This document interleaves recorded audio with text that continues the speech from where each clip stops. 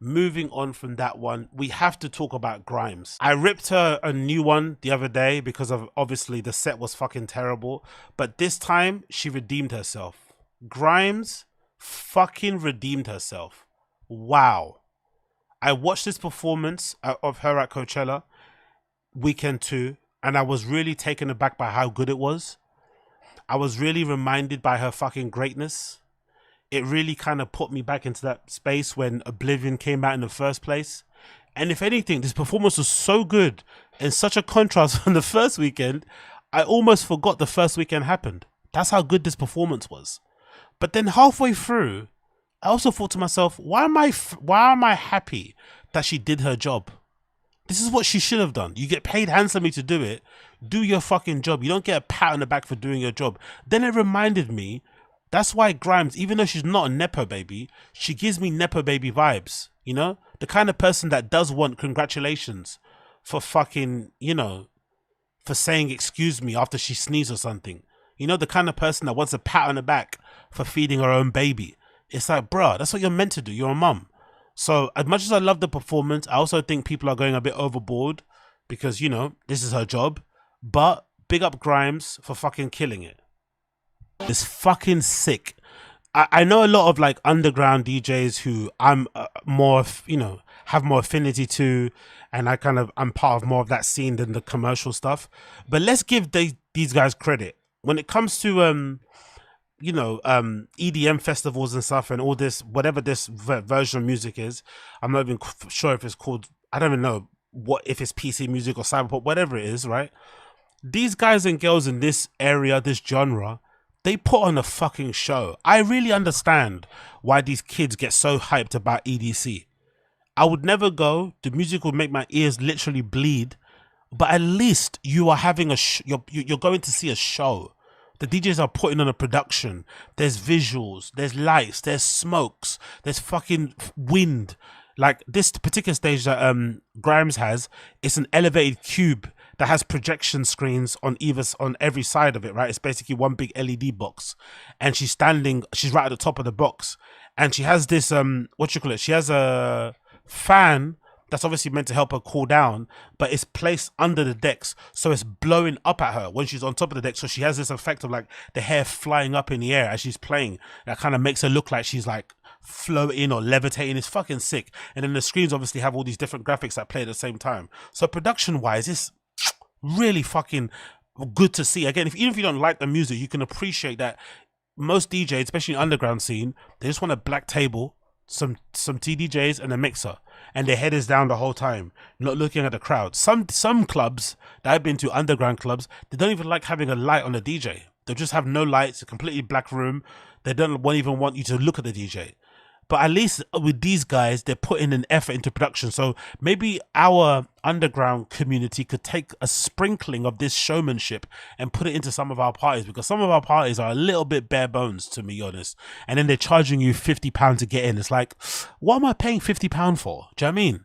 To fucking step on glass in the toilet as I'm about to take a bump of kit? No, thank you.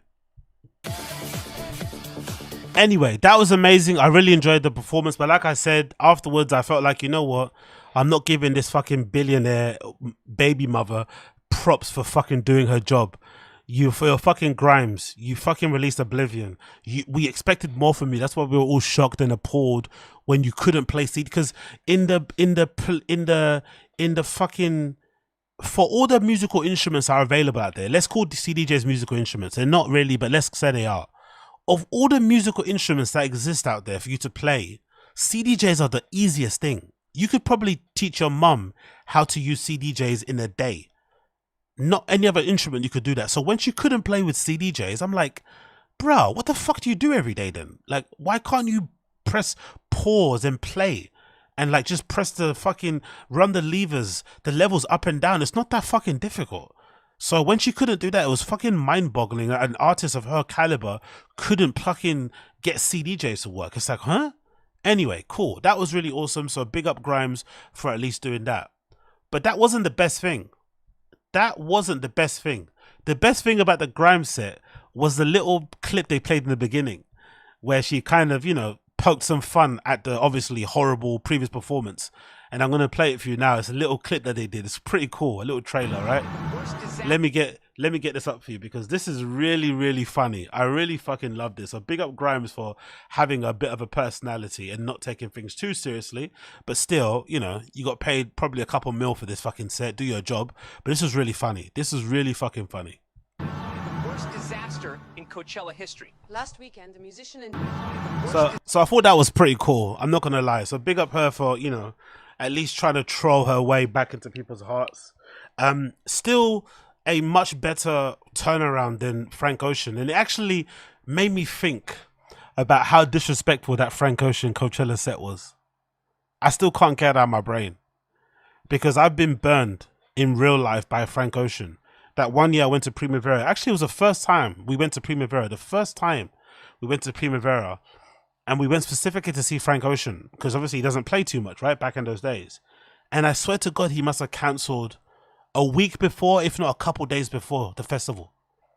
And to make matters worse, he played a show, I think in like Norway or somewhere before the Coachella set.